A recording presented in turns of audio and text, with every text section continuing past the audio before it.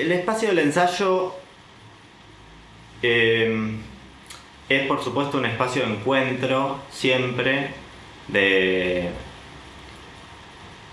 poner en común inquietudes, preguntas, intereses, y es un espacio para mí que va constituyendo como un secreto en esa comunidad, colectivo.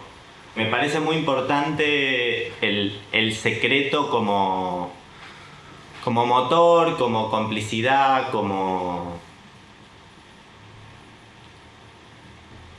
dirección, ¿no? Como tenemos un secreto o tenemos que guardar un secreto, y pienso que en el campo del ensayo, por su naturaleza de estar siempre, de empezar a constituir como una comunidad aparentemente cerrada, con un fin además bastante incierto, creo que se empieza todo lo que empieza a pasar ahí empieza a tener un aura secreta, o que hay que cuidar, secreto en el sentido de que debe ser guardado, de que es algo que si se comparte se pone en riesgo algo, y es crear una realidad nueva también,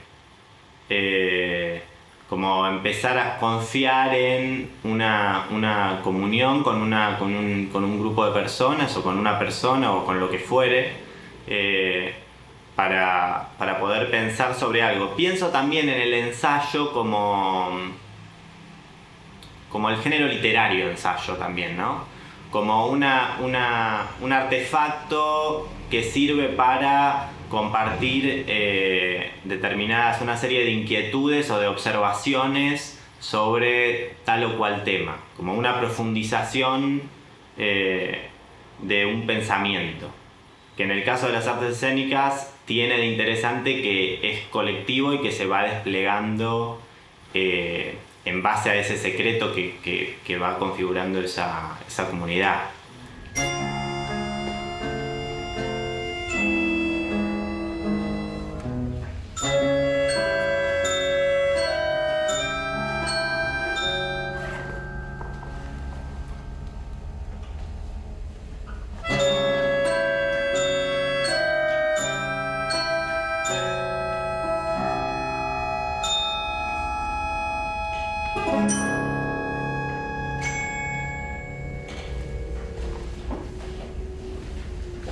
Siempre se come, siempre se bebe, siempre hay espacios de digresión con respecto al trabajo, siempre hay narrativas que aparentemente son marginales al trabajo, que en general suelen terminar teniendo acogida dentro del proyecto también, porque finalmente el proyecto se vuelve el encuentro también, o sea, el ensayo, digamos, antes de que el ensayo empiece a hacer perfeccionar algo, digamos, que es lo que, digamos, ensayamos cuando tenemos algo que repetir y que queremos como sobre lo que profundizar, es una tentativa de poner en práctica algunas ideas y algunos pensamientos, ¿no? Que todavía no tiene forma. Y ahí empiezan a suceder una serie de cosas que extrañamente empiezan a hacer la obra, digamos. Lo que luego se perfecciona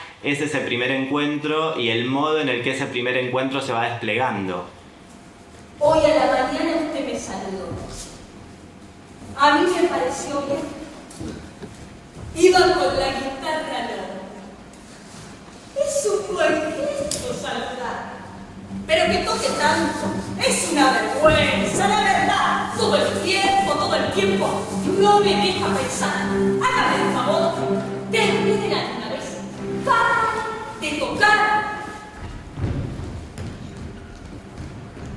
Pedro, ¿te molesta la música? Es que el vecino está triste. No para de tocar. Hoy, en la radio dijeron: la casa es la cosa más grande que se puede tener. Y también la cabeza es la parte más grande del cuerpo. Yo tengo una cabeza y la uso bastante. Lo primordial del espacio de ensayo para mí es compartir material intelectual inicialmente, como poner en poner sobre la mesa si existiese o entre en la comunidad una serie de sentimientos, ideas, pareceres, percepciones del mundo que me impulsan a esa reunión. Como si fuera, ¿por qué estamos acá? Intentar responder eso. Bueno, estamos acá porque, en el caso de Luisa se estrella contra su casa, era porque murió mi abuelo y tengo la percepción de que en muchos momentos suspendo mi percepción de lo real porque estoy preso del recuerdo y del vínculo con la figura del muerto. Me parece que ahí hay algo interesante porque es algo modificado de esa conversación fantástica con mi abuelo muerto, y esa modificación claramente afecta a lo real cuando salgo de esa ensoñación. Esas y una serie de otras sensaciones que tenía en ese momento, lecturas, etc., compartí con la actriz y los actores ese material, y a partir de ahí se empiezan a sumar materiales más concretos sobre los que trabajar. Y pensé entonces que hay un personaje que se llama Luisa, hay una zona más intuitiva también que se pone en marcha y que uno intenta como poner en cuestión y decir, bueno, probemos esto. No me gusta la receta que te compraste. ¿Qué te dije? Es la única que había. No, no es la única que había. 1000 palabras de la moto esto, de la moto lo otro. La única de esto. Pero Luisa, Pero nada. Vergüenza uno piensa así. En el caso de Constanza muere, por ejemplo, es una obra que teníamos muy poco material para empezar y de hecho ni siquiera podía arribarse a una idea temática, por llamarlo así, del todo. Hay poetas que escriben trovas que no hay diablo que las entienda. Yo no digo que generar un tendal de palabras alrededor de algo sea algo sencillo, pero ¿y la realidad? Con la realidad, ¿qué hacemos? La realidad es todo. Todo lo que las cosas son, pero como las cosas son ahora una cosa y después otra, la realidad también es una hora y después otra. En este caso, de Constanza muere, la obra también era mi reunión con Analía Couceiro, que era el intérprete como principal que tenía que llevar adelante ese trabajo, y los otros dos intérpretes, quienes no habíamos trabajado nunca juntas. Entonces también algo del espacio de ensayo empezó a ser cómo nos vinculamos, qué tenemos para ofrecer, quiénes somos, etc.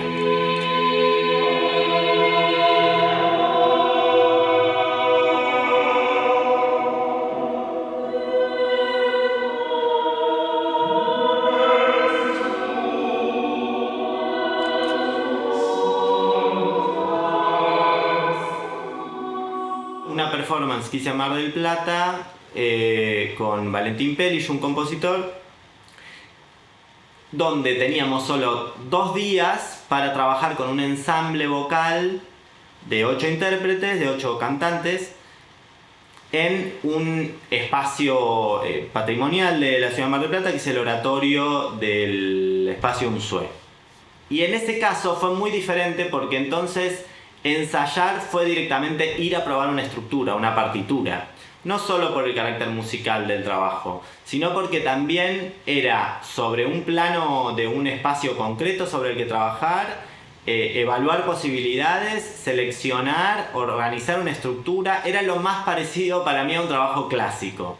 Digo, clásico teatral en el sentido de, bueno, hay una escaleta, un plan de puesta en escena, hay un espacio predefinido al espacio de ensayo y luego los intérpretes simplemente van a poner de pie o performear eso que ya está totalmente craneado y que la obra va a ser solo la prueba de si eso craneado funciona cómo fue pensado, no, de qué manera, qué otras significaciones se suman, etc. Ahí reconozco dos maneras muy diferentes de trabajar, ¿no? Como ir hacia la escena, como encarando la figura de la dirección desde algo que se preconcibe, o ir a la escena como un terreno, una tabula rasa sobre la cual vamos a escribir juntas y analizar y pensar y darle forma a un objeto que compartir. Puede verse que aparentemente hay como una preocupación alrededor de la fisicalidad o un uso de la corporalidad como narrativo o que puede parecer prefijado, pero no es así. O sea, entiendo que el intérprete viene con un cuerpo y el espacio del ensayo hace que se construya otro cuerpo. Y ese cuerpo es, obviamente es el cuerpo del intérprete y no es el cuerpo del intérprete, es el cuerpo de la obra que genera esos cuerpos para poder, o esos órganos del cuerpo de la obra, que son los cuerpos de los intérpretes, que permiten que se desenvuelva ese organismo. Que tiene vida y que empieza a modificar el cuerpo con el que el intérprete viene. El ensayo construye un modo de estar de esas personas ahí, que es lo que luego se va a compartir. Un modo de estar entre los que lo hacemos y luego un modo de estar en eso que llamamos la obra. Ese modo de estar está afectado por un montón de circunstancias, elementos, accidentes, derivas intelectuales y derivas concretas, materiales de lo que la espacialidad propone, que me exceden, que para mí es un trabajo más del intérprete, que yo siento que simplemente guío o administro según el caso, según la capacidad también técnica del intérprete. Parte del trabajar en artes escénicas, creo yo, tiene que ver con que la imaginación incluye al cuerpo. En el sentido de que uno imagina cosas que se hacen con el cuerpo, o sea, imagina cosas que pasan. Y en general las cosas pasan, obviamente pueden pasar en un espacio entre objetos, pero hay una fisicalidad puesta en juego, hay una corporalidad, hay una materialidad. El final de Luisa se estrella contra su casa, que es un suspiro acompañado como de un gesto exagerado del movimiento de la respiración, es algo que apareció en el ensayo como, termina así. Era la deriva de haber realizado todo el ensayo, de repente decir, es necesario hacer... A veces eso tiene que ver también con lo que yo percibo desde afuera como director y el grado de empatía o de narrativa posible que le encuentro a eso que se está haciendo, como en una improvisación, digamos, que uno dice agachate, agachate, agachate, y no sabes muy bien por qué decís agachate, agachate, agachate. Te parece que el plano se tiene que compensar, o te vino esa imagen porque tiene que ver con un recuerdo personal o con algo que viste, o hagamos la coreografía de la película de Godard. ¿Por qué vamos a hacer una coreografía de la película de Godard? Bueno, no sé muy bien por qué. Aparece una asociación que es este grupo de personas en este lugar, me refiere a la coreografía de la película de Godard y hagámosla. Y nos ponemos a ensayar la película de Godard, después se ve si eso funciona o no funciona, qué emergencias también, qué links abre y si eso nos conviene o no nos conviene. Pero es una deriva de un orden más, intuitivo, de esos caminos sinuosos de la imaginación y del trabajo con el intérprete. Y por otra parte hay algunos otros trabajos donde aparece una prueba que tiene que ver con el cuerpo. El inicio de Constanza muere, era claro que había que morir. O sea, ¿cómo sería morirte delante de otro? Yo te digo, morite, te vamos a estar mirando, morite bien. Y era, extremar las posibilidades y luego jugar con una serie de tensiones propias de lo que se hacía, ¿no? Ir a puntos muy altos, muy bajos, muy, muy ruidosos, muy silenciosos, lentos, rápidos, etc. Con fluidos, sin fluidos, en tal plano, en otro plano.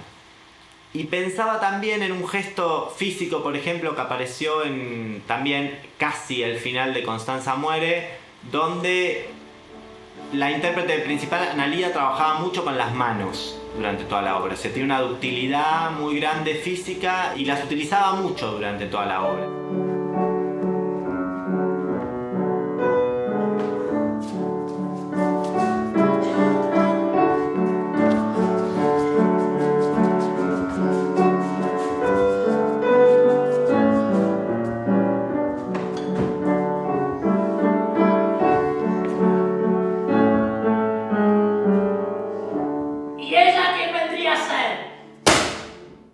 Había una diferencia en relación a las manos de la pianista, que estaban constantemente en movimiento aunque no las viéramos, digamos que las escuchábamos, las manos de la intérprete que veíamos el 80 o 90% del tiempo, que todo el tiempo estaban ejecutando, significando, etc., con un grado de precisión además muy alto.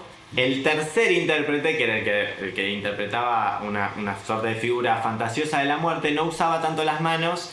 Y como había aparecido ya durante los ensayos una broma vinculada al gesto del saludo nazi, eso de repente se transformó, o sea, en que al final de todo la muerte simplemente levantaba el brazo, lo levantaba en alto, y la significación, si la muerte levanta la mano, en el sentido de pedir atención, cuando hacía eso, efectivamente el personaje moría. Eso es una cosa mínima, muy simple, pero que arrastraba un campo de significación muy grande, incluso cuando uno no lo esté pensando. Entonces, a veces la mera compensación entre los materiales con los que uno trabaja empiezan a generar sentidos que afectan al cuerpo o que lleva adelante el cuerpo. O sea, hay una narrativa de los cuerpos que empieza también a sugerir un desarrollo que uno puede negar, friccionar, contrastar o alimentar, digamos, según los intereses del trabajo. Recuerdo una vez que trabajé con una bailarina en el Mamba, en el Museo de Arte Moderno de Buenos Aires, en una performance, y hace tiempo yo tenía ganas de trabajar con alguien que venga del campo del movimiento, de la danza, porque nunca lo había hecho. Y fue muy interesante ese trabajo porque yo no tenía herramientas para poder... Ahí me di cuenta que mi trabajo sobre los intérpretes no era tal, digamos, en relación al cuerpo. Yo no incidía tanto. Y en el caso de la bailarina era un abismo lo que yo podía compartir y lo que volvía. O sea, lo que volvía era algo que siempre me dejaba muy, muy, muy sorprendido. Tan sorprendido incluso que sentía que no podía tocarlo demasiado. En el sentido de que cualquier cosa que yo decía no estaba nombrando eso. Aparecía la dificultad de nombrar también eso que el cuerpo estaba haciendo, digamos. Al no tener herramientas técnicas para decir, no, fíjate que... Bueno, de hecho no las tengo. Es curioso lo del cuerpo, no es algo que yo esté pensando, quiero ver tales o cuales cuerpos. Sí puedo pensar una temperatura, una textura de movimiento o tonal, por pensarlo sonoramente.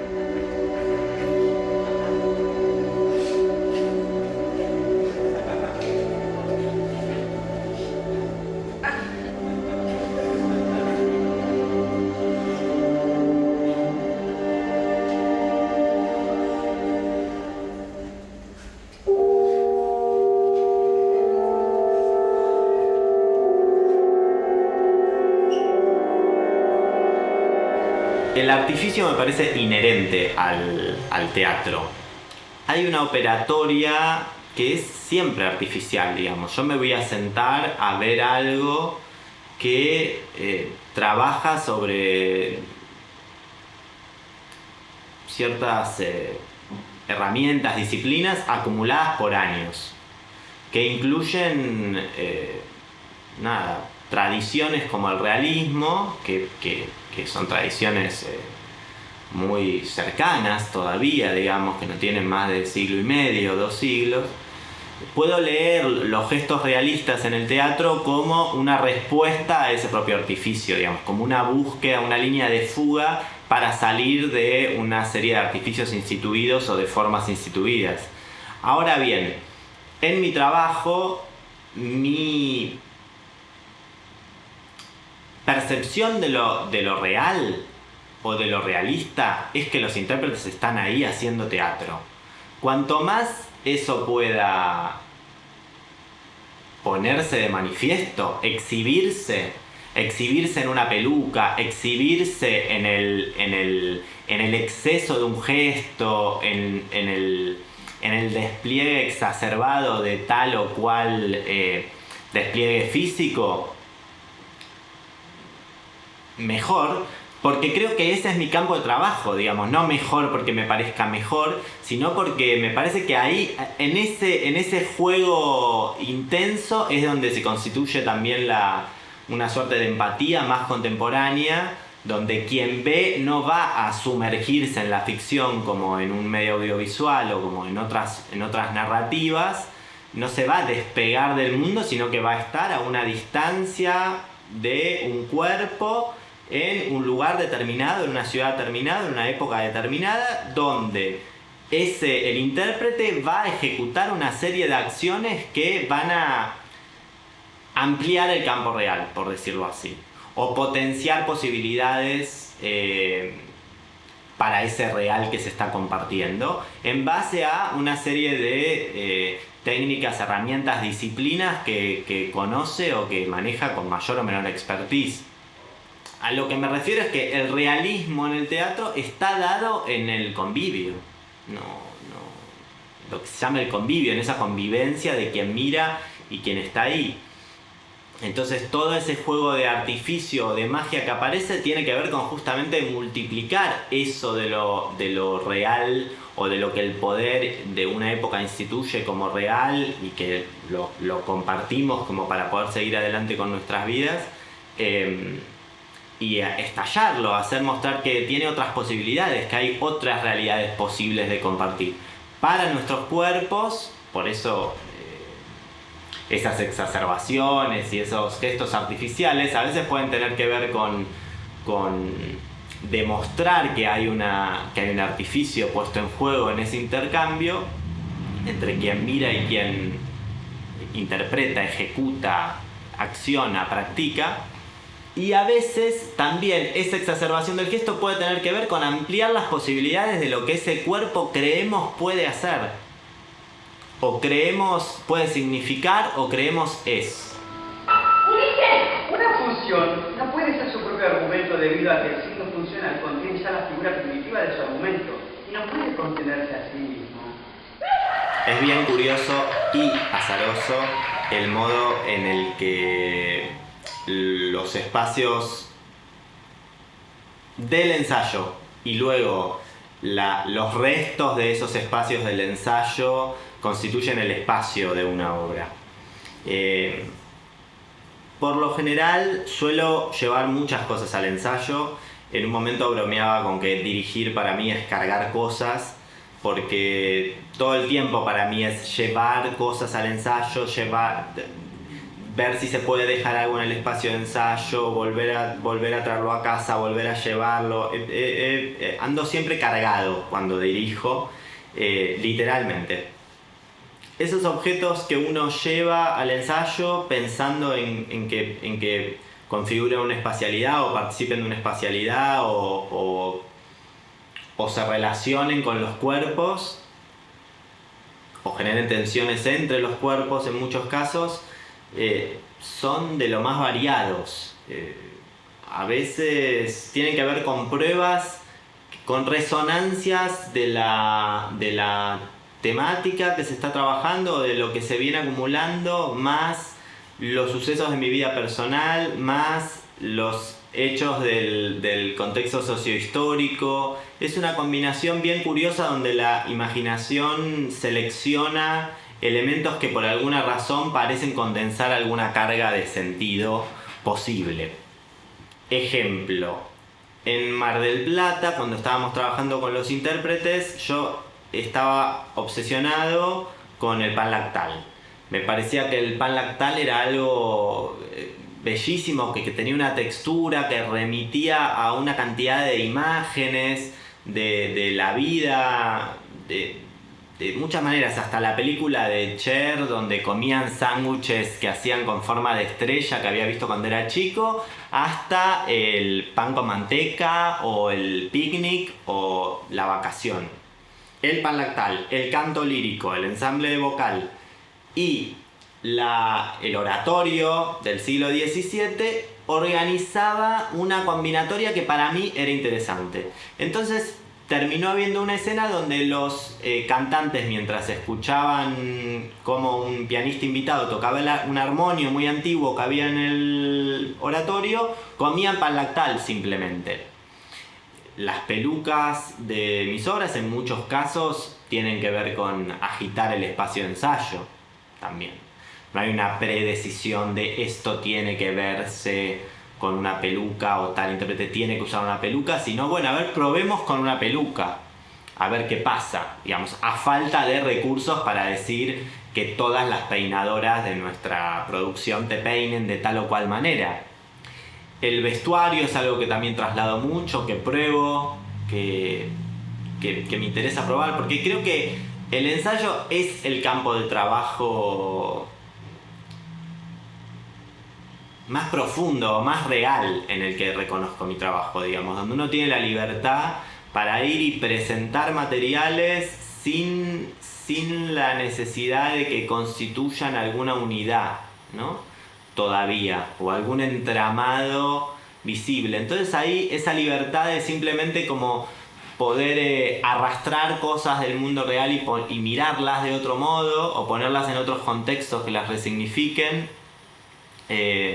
Me parece que es el trabajo. En ese estado de prueba que el ensayo habilita, bueno, la verdad es que quiero probarlo todo. A veces incluso cosas que no tienen el menor sentido, que los intérpretes te miran como, ¿de verdad probamos esto? Bueno, si no quieren no lo probemos, pero me da ganas de probar montones de cosas. Muchacho, ¿quiere venir a comer? ¿Es ahora o nunca? Agarra de ánimo porque está Pedro. Venga. Al fin de cuentas, somos todos iguales. El otro día en la radio escuché que dijeron todos y todas. A mí me pareció bien. Lo invito a él porque está triste. ¿Está triste? ¡Anímese! Yo prefiero pensar siempre, más que en el espacio escénico, en el espacio de la sala donde se va a representar. La sala, el oratorio, la sala de exposiciones del museo, etc. O sea, las condiciones que el espacio trae, y sobre esas condiciones, que es lo mismo, lo real una vez más, y sobre ese real, qué tipo de operación vamos a realizar. Puede tener que ver con el social histórico, como en el caso de Luisa se estrella contra su casa, donde la figura de los cartoneros había aparecido y era una figura nueva en la sociedad, y me parecía que era interesante tomar cuenta de esa suerte de carga emotiva que el cartón empezó a tener, digamos, toda una significación nueva, que un material que era basura de repente era la riqueza de parte de la sociedad, o el modo de sustento de parte de la sociedad. Entonces me interesaba tomar eso, y en un galpón enorme mucho de ese material me parecía que magnificaba algo de esa potencia emotiva que detectaba que en mi época el cartón había empezado a tomar. En el caso de espacios reales, bueno, tiene que ver con que también observar qué es lo que el espacio propone, de manera en espacios muy cargados, digo, como el oratorio un oratorio, una iglesia, que me parecen unos lugares fabulosos para trabajar. Yo no puedo creer que no tengamos más espacios de ese tipo para trabajar, o que las instituciones o que patrimonio no fomente la creación de piezas o de actos o de sucesos en esos espacios, porque son espacios que están hechos para la contemplación. El espacio inevitablemente propone, y yo trato de tener en cuenta cuál es el espacio que va a acoger a la obra. En muchos casos incluso uno elige ese espacio. Uno decide hacer la obra en tal o cual sala por determinadas características que van más allá de las características del edificio, y que tienen que ver con la tradición, con lo que se hace en ese espacio, con qué grado de ficción mi trabajo puede producir en ese lugar, etc., ¿no? Hay algo, la historia va y nosotros nos vamos sumando con nuestras obras a ese derrotero, intentando generar una opinión o dejar una huella o bocetar un gesto en medio de esa acumulación imparable. La naturaleza se confiesa.